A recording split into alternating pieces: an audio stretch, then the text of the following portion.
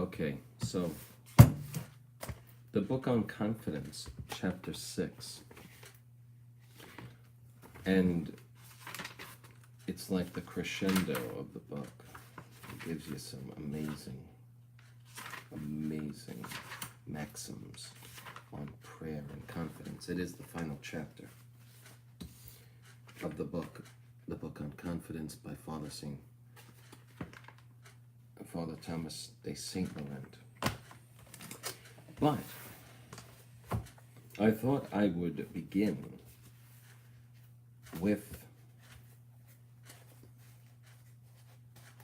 a preface to chapter 6 from another book called A Year with the Saints. Bishop Daniel Dolan from St. Gertrude the Great in Westchester, Ohio, www.sgg.org,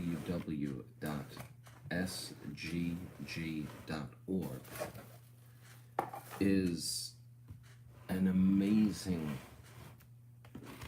spiritual director of souls, and you can tell that during his sermons. He's got a special gift. A few years ago, he mentioned this book in one of his sermons, and I ordered it. I paused the sermon and ordered the book. And what it is a compilation of writings from the different saints, and it ascribes to each month a virtue. So, for example, October is the month of confidence, and they give you a reading for each day of the month of October on the virtue of confidence and how the saints demonstrated this virtue. So I wanted to read on confidence. So I'll take a couple of readings from there.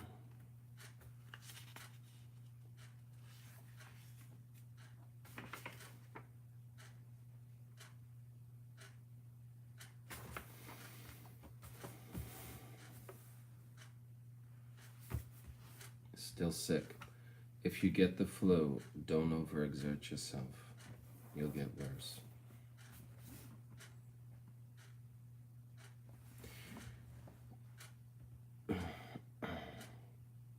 The servant of God ought to fear nothing, and to give himself but little concern, even as to the devils themselves. You give little concern for the devils, give yourself little concern. For every time they fail to terrify us, they lose strength, and the soul masters them more easily. If the Lord is powerful, and they are his slaves, the devils, what harm can they do to those who are servants of so great a King and Lord? Saint Teresa of Avila. This saint testifies of herself that she was so scared that she often did not dare go into a room alone, even in the daytime. Wow, that's weird, huh?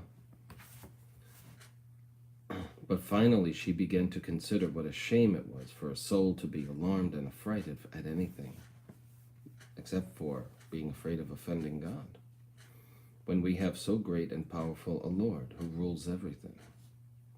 Then she thought how all creatures, then she thought how all creatures, even the devils, are subject to him, and how she desired to serve this Lord, and aimed at nothing but to please him and to do his will. In conclusion, she said to herself, what am I afraid of? What do I fear? And taking a cross in her hands, she began to challenge the demon, saying, come now, all of you, for I am a servant of God. I wish to see what you can do to me. After that, she said that she felt full of courage, and all of her fears vanished. so that though she saw the demons many times afterwards, she had no fear of them at all, and it seemed to her, on the contrary, that they feared her, because she felt such superiority over them that she regarded them no more than flies. A servant of God who was much tormented by the devils constantly sang with joy the psalm, Laudate pure Dominum. The devils, being angry at this, increased her torments.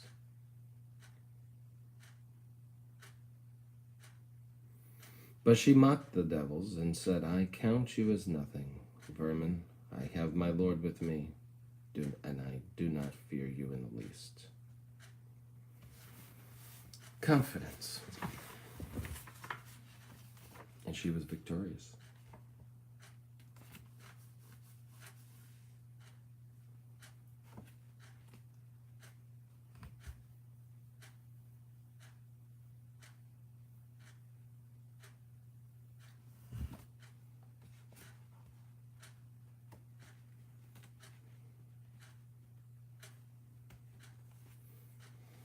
Listen to this. This is one for me. I have a fear of large barking dogs because I was attacked a few times by dogs. One of them was on a search warrant.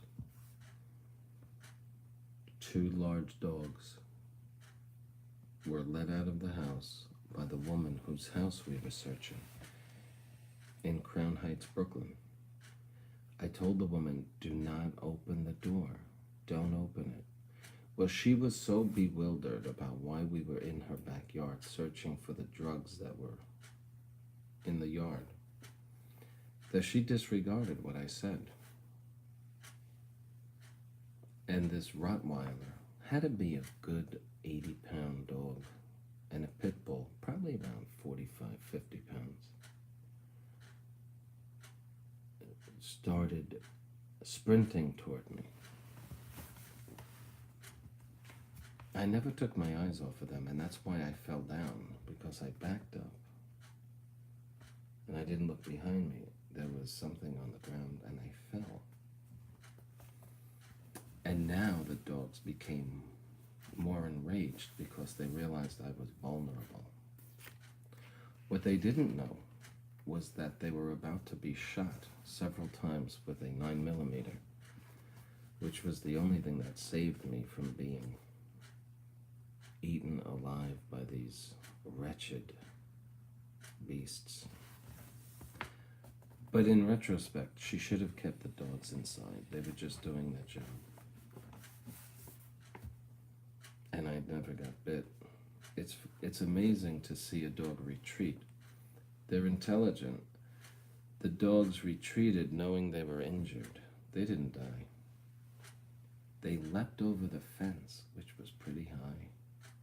And they just recoiled, tending to their wounds. So anyway. But I still have a fear of large dogs. If they're friendly, I don't care. Now that I have a dog myself, which I always did, but now that I have a dog, I know the signs of a dog and their friendliness. Like, I know my dog barks at strangers, but he's wagging his tail, and when he's doing that, he just wants to be acknowledged, A friend of mine last year invited me to his house. His dog is, I don't know, bull mastiff or one of this crazy 100-something pound dog. And I said, listen, I can't come in. This dog was one of the friendliest beasts you could ever meet. And you could tell he would go like this. And I would push him. I mean, I was so afraid of the dog, but afterwards, I was playing with this thing in his mouth and pulling on it. I knew the dog was friendly because I have a dog and I know how they behave. The dog doesn't even realize how big he is. Anyway, so this is what he's about to say.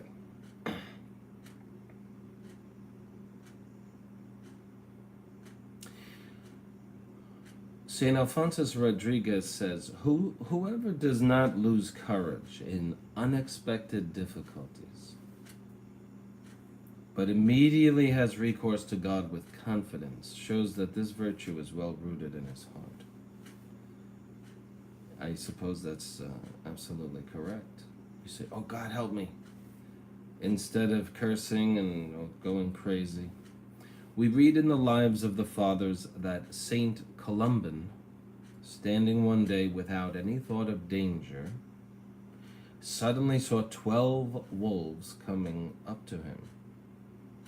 They surrounded him and finally began to nibble at his garments. Now, if you've ever seen YouTube, to see how predatory dogs take down their prey, they surround them and they do what one will come after or come toward and pull back while the other one behind. You're dead. You're just done. If you want to see this, take a look at the African wild dogs.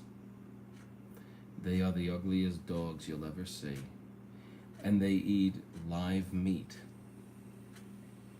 And they will go after a hyena.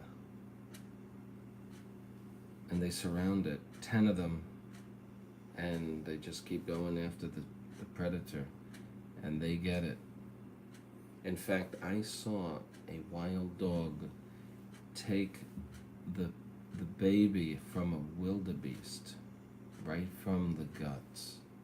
The wildebeest was pregnant, and this beast ripped it out of the womb.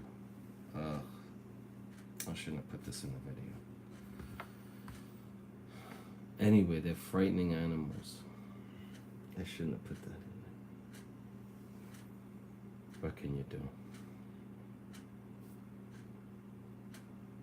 So they surrounded him and finally began to nibble at his garments. He was not, however, at all alarmed. Now that's a saint. And did nothing but invoke God in these words. Deus in adjurium meum intende.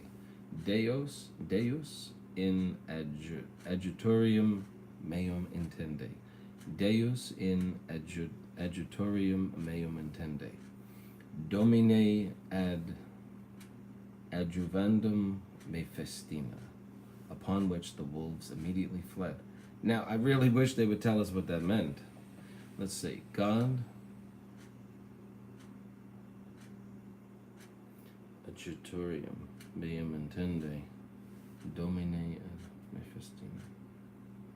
I don't know what it means. He called upon God for help. The abbot Theodore was asked whether he should be afraid if he heard on a sudden a loud crash and a terrible tumult. He said no. If the world should fall in ruins, and earth and sky be blended together, Theodore will not be afraid. So this is a firm, unshakable confidence, right?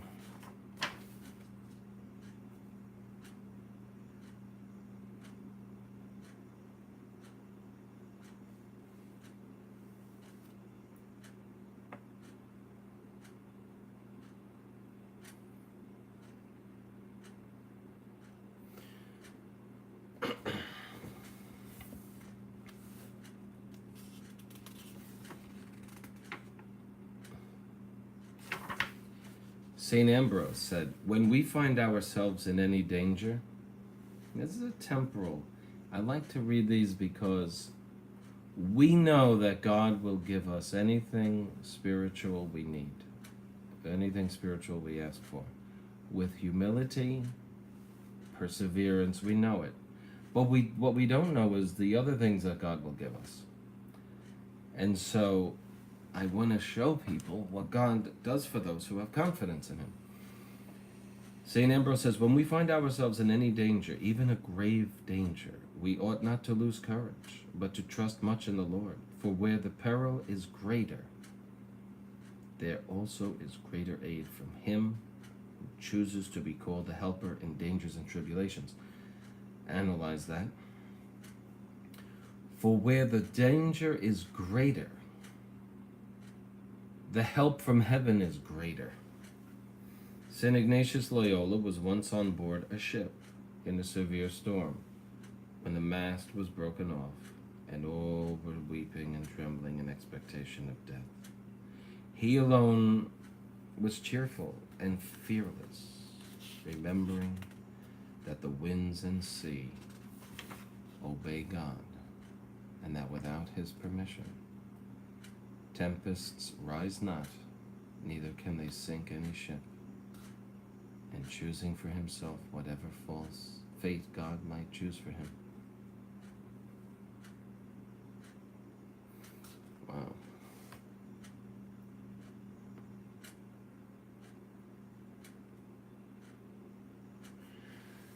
There are some who cling to their confidence in God that they cannot abandon it even in extreme cases which appear quite hopeless. Oh, how dear they are to God, and how much help they receive from him. The Emperor Ferdinand II once saw the whole North combined against him. But when he was informed of defeats and of the loss of devastation of provinces under him, he was not at all disturbed and answered always, God will deliver me from this tempest. Nor was he mistaken. Listen to what he said. He didn't say, if God wants, he can deliver me. He said, God will deliver me from this tempest.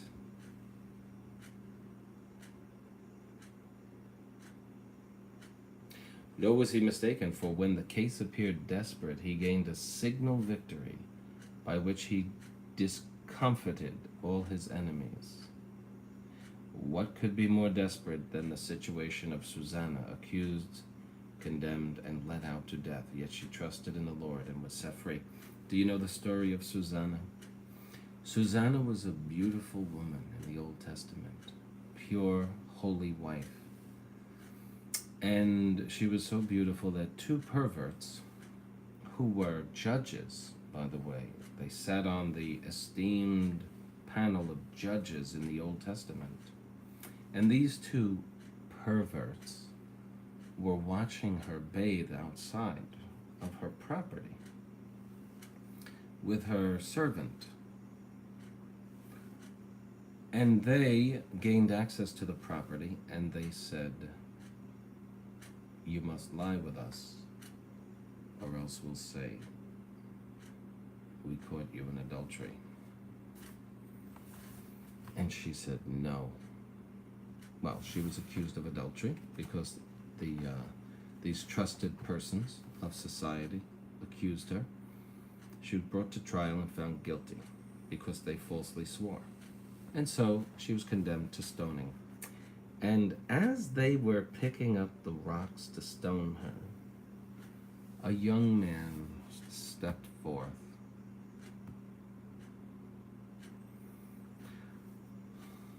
Whose name was Daniel. And Daniel said, wait a second. She had prayed. She said, Lord, I have followed thy commandments, and look what has happened to me. And right after that prayer, Daniel was raised up, and he said, wait a second. Separate the witnesses. And they asked the witnesses, what tree were you behind when you saw this? One said an oak tree. The other one said some other tree. And they were determined to be liars. And guess what happened to them? They were killed.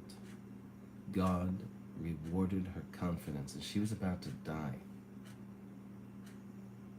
Okay? So that is in the Old Testament. Again, that's the story of Susanna. So, what did I want to say? I wanted to say something important.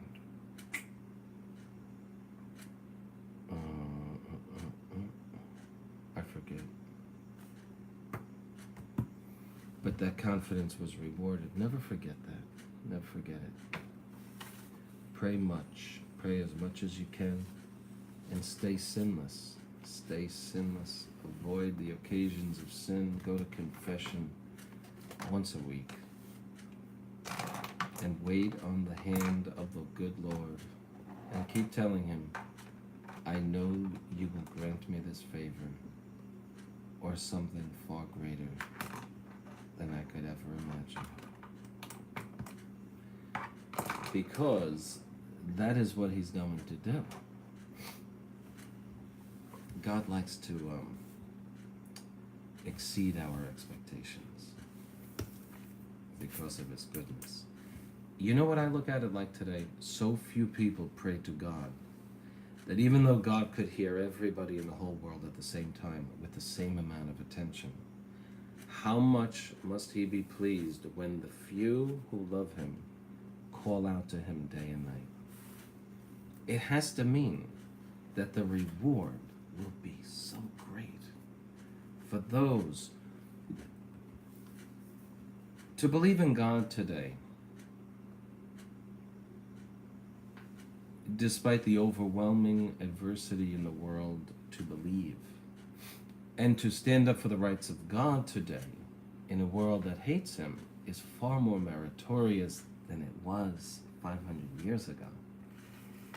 I mean, today we're losing our jobs for believing in God, for standing up for the rights of God. It's far more meritorious today than it was long ago. Yet the obligation to stand up for the rights of God is no less an obligation today than it was 500 years ago. But it is more meritorious because it requires more love of God, more charity. And so there's a couple of examples of confidence. You know, if you really want another good expose on confidence, Father Francis Hunolt, Hunolt, wrote a series of it's a multi-volume set on his sermons. They are excellent. Francis Hunolt, Hunolt, wrote at the end of the 19th century. And he has about 4 sermons. I would send you to the website, but I don't want to do that because the person who runs the website is weird, and I don't want to get anybody who's following my YouTube channels. He put it all on audio. He read it into the audio, but the website is heretical, and I don't want anybody going there lest they get confused. So, but if they became a sedevacantist, I would gladly let them go there because they'd know the man is strange, and we just excuse that. I have some strange friends. I do. And I excuse their strangeness in order that I reap the benefits of their friendship. If a guy is eccentric, he may or may not be able to help that.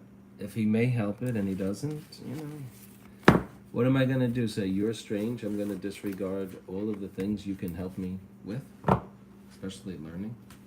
So I am the type of person that excuses the faults in order that I may reap the benefits of somebody's friendship. I'm not going to be hanging out with you that often, but I will communicate with you in order to, and this is what I've had to do, especially to find out what I know today.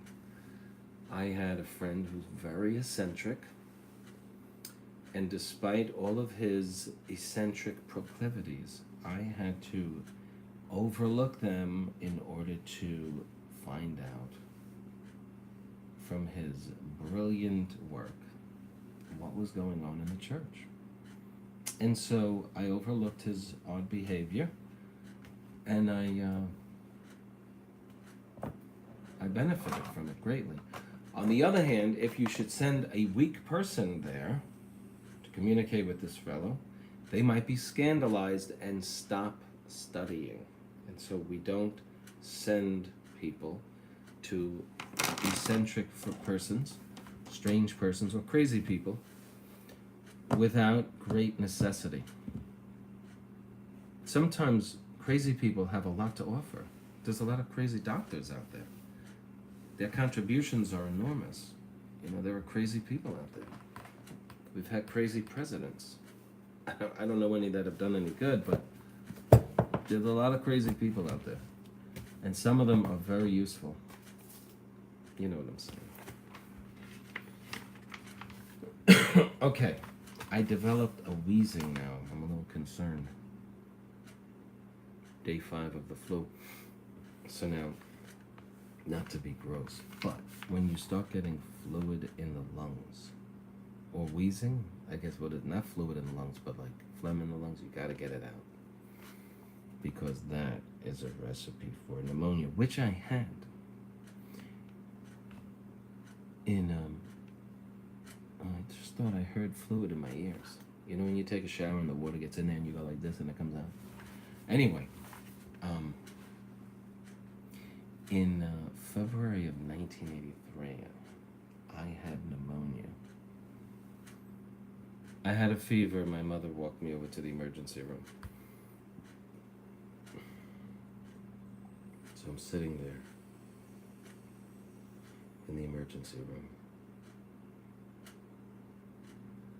And the doctor, he starts listening. I think they took an x-ray. I could be wrong. Now, I know what they do to test for pneumonia. They take an x-ray of your chest. I've seen it with my parents. They say, you have pneumonia. You know what they had me do? They had me spit into a receptacle. This took 15, it felt like it took an hour. They're like, not good enough. You gotta get that stuff out. Anyway, they came back. You know what the doctor said? His name was Dr. Rice. He scared the life out of me. He said, you're a lot sicker than we thought. That's a stupid thing to say when you're talking about pneumonia. That's why when he said that, it felt like eternity from the time he said that until the time he told me what I had. He said, you're a lot sicker than we thought. I mean, what was that, teenager? I have pneumonia? But you know what? They sent me home. That was a Friday. I expected to recover like in a day. So they sent me home with penicillin. And I felt better that night. The next day I spiked a fever. I was starting to worry, like, oh no. Anyway, I had pain in the back after that. It was an experience. But my parents should have been on top of me. I went to work. I was working in a delicatessen. I used to work so hard, so much. They should have said, no, you're not going to work. But they didn't do that. And I remember resting my head on the counter, the delicatessen counter.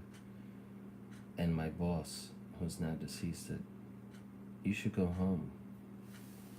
Yeah, no kidding. I shouldn't have been there. I was back to work within a week. And I shouldn't have been.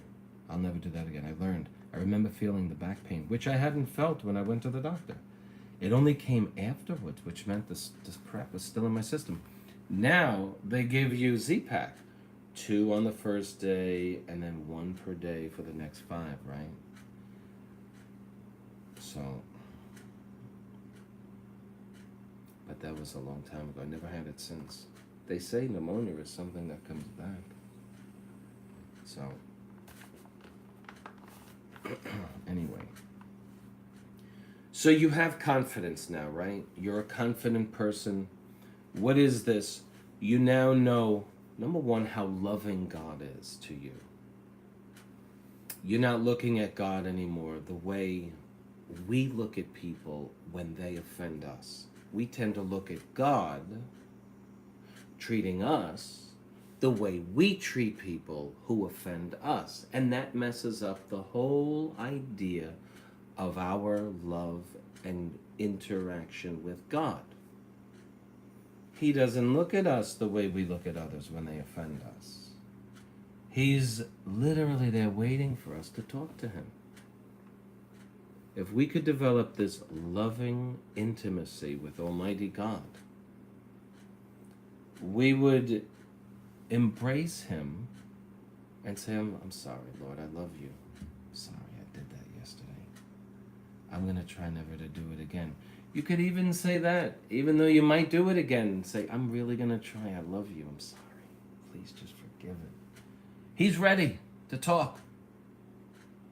He's attentive, as if you were the only person alive in the whole world. So says this book. Now you know not to look at God the way we look at others. Now you know He wants to hear what you want. You know He wants to change you, because none of us is a saint. If we were, we wouldn't be here. You might be part of the communion of saints in a state of grace, but you're not perfected yet. The time has not come for your end, and that's why you're still here. And you still can lose your soul. So now you have this confidence. You're now going to God in prayer with greater fervor, hands clasped, begging God. Your posture is respectful. It's humble. You're on your knees, begging God with hands clasped, fully attentive. You've made the sign of the cross. You've invoked the Blessed Trinity, the Blessed Virgin Mary. You've even invoked all of the angels and saints to take up your cause as you make this prayer. Because, think about it. All of heaven wants what God wants. If God has inspired your prayer, guess what? All of heaven will pray for it if you ask them. Why not invoke the entire celestial court, even the souls in purgatory? Do you know what kind of an audience you will have? You can't see it. If you beg God, think about it. Pauline Jericho had a deadly heart disorder. It was probably double the size than a normal heart. It was so bad, it was regurgitating. She developed a cavity in her thoracic cavity where the food would go because the heart was so screwed up. And it was the intent of God, in order to canonize Saint Philomena, that this woman begging for a cure would be cured. Because God doesn't change His mind. God already knows and has already willed approval of your prayers. You'll never get from God that which He objects to. You'll never change His mind. It's not good for you. The Blessed Virgin Mary was preordained to get her request at Cana. God did not change His mind, although to our ignorant, puny brains, God had to reduce His lesson to make it look like He changed His mind at the wedding feast at Cana, but He didn't. And so the Blessed Mother says to Him, they have no wine, and Jesus says, what is this to me and to thee? My hour has not yet come. In other words, it's not time for miracles. But then He does a miracle. Because people are ignorant and they don't know the ways of God, God introduced this knowledge of Himself to show that it looks like God will change His mind because He wants you to pray to Him. But in reality, your prayer is known to God before it comes out of your mouth. Before you are born, the answer is already there. All you have to do is to get into the situation where your prayer will be spoken, heard by God, and answered by God. It's all part of his plan. It's called providence.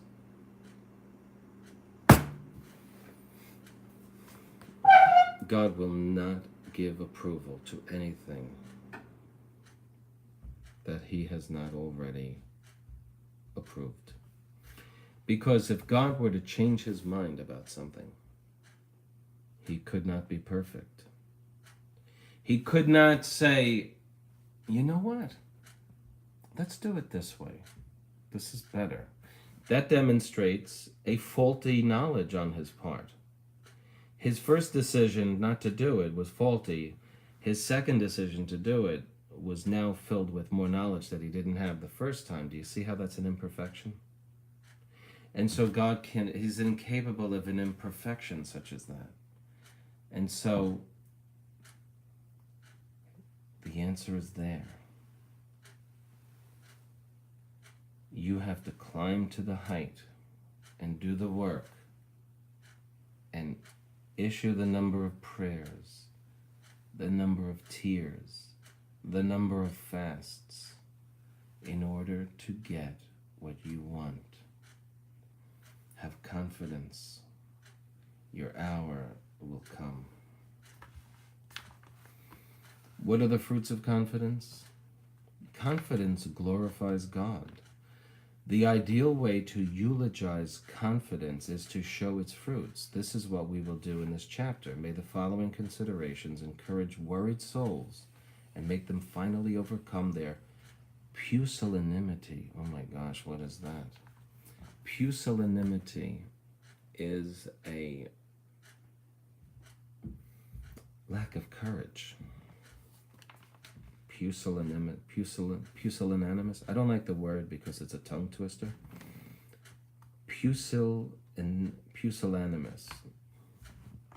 And, the word. Overcome your lack of courage. Pusillanimous. So I'll spell it. Pusillanimous. Teaching them to practice this precious virtue perfectly. Okay? It's opposed to confidence. It's a lack of confidence. It's, not me. Can't do it. So,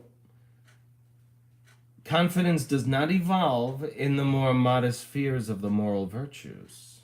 Instead, it lifts itself with one leap to the throne of the eternal, to the very heart of the Heavenly Father.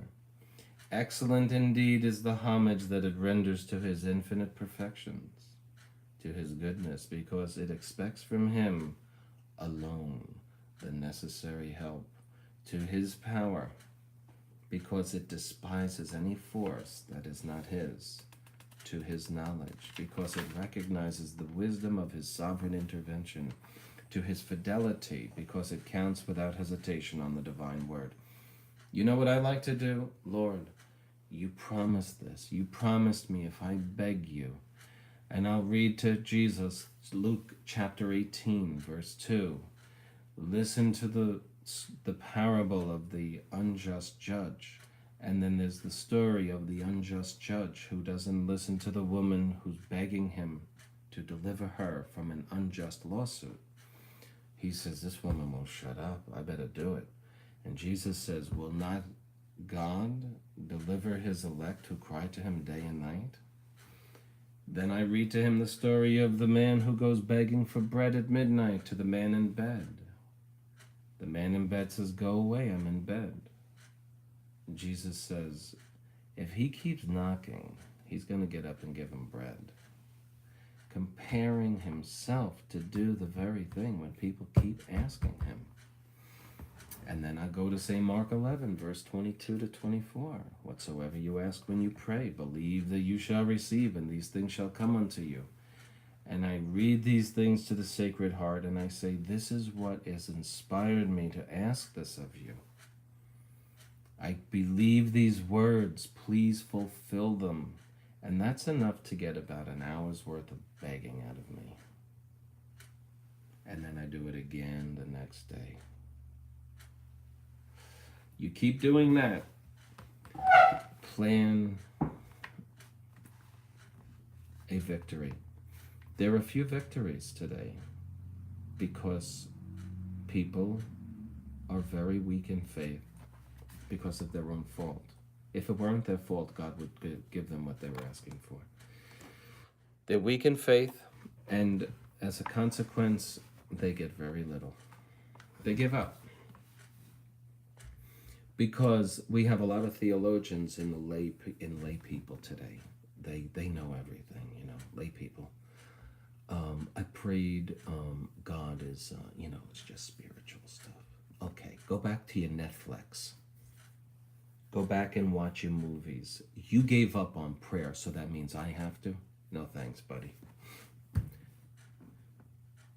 As Father Rodriguez from Our Lady of the Rosary Chapel told me once, keep your spiritual stuff to yourself.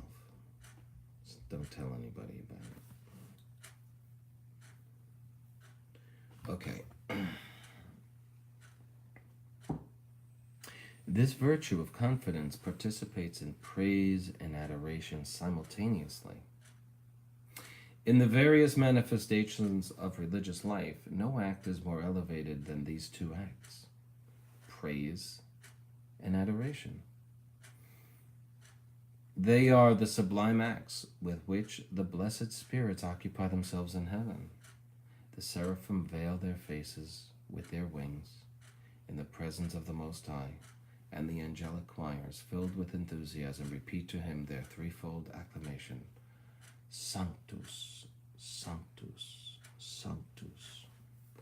In a luminous and most sweet synthesis, confidence sums up the three theological virtues: faith, hope, charity. For this reason, the prophet, dazzled by the brilliance of this virtue, is incapable of containing his admiration and exclaims with enthusiasm, "Blessed be the man that trusteth in the Lord." But the soul without confidence, on the contrary, outrages the Lord. Do you hear these words?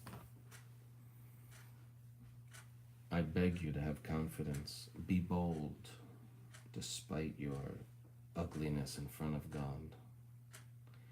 But the soul without confidence, on the contrary, outrages the Lord. This soul doubts his providence, his goodness, and his love. I have a friend who does this, and I don't even want to say what this friend does because this friend may watch this, and I don't want to insult this person. You can't help certain people. They just keep doing the same outrageous thing, and you know what? You can see why this person has a problem. So this soul doubts his providence, his goodness, and his love.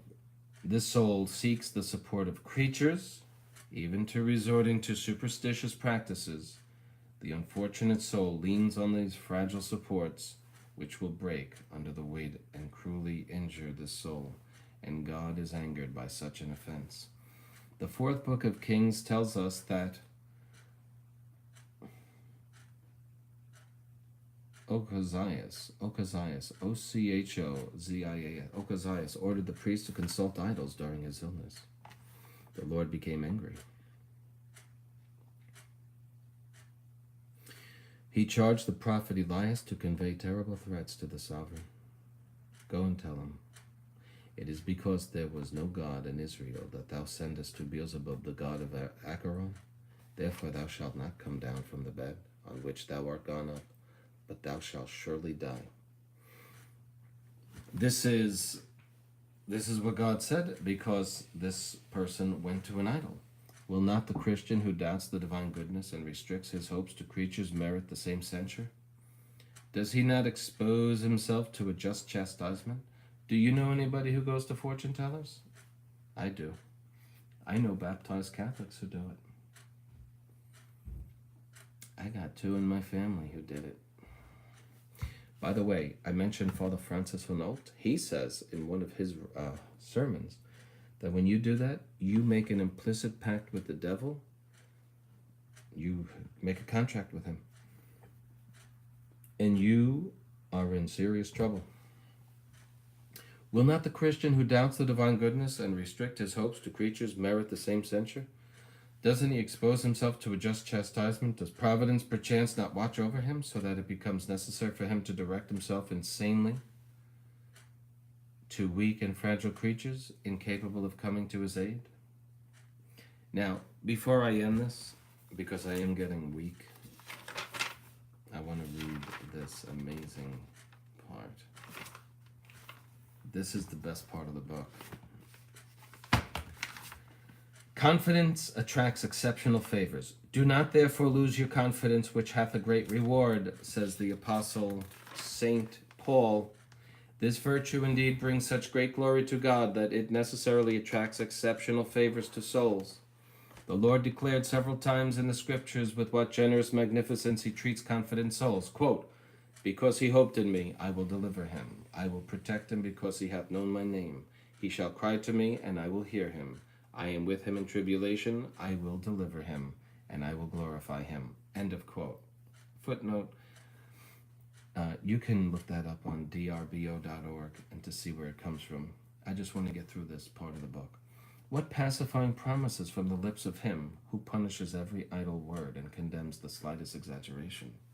Moreover, and according to the testimony of truth itself, confidence moves all evil far from us. Because thou, O Lord, art my hope, thou hast made the Most High thy refuge. There shall no evil come to thee, nor shall the scourge come near thy dwelling. For he hath given his angels charge over thee, to keep thee in all thy ways. In their hands they shall bear thee up, lest thou dash thy foot against a stone. Thou shalt walk upon the asp and the basilisk, and thou shalt trample under foot the lion and the dragon. Quote unquote. Sin is in the front line of the evils from which confidence preserves us. Sin is in the front line of the evils from which confidence preserves us.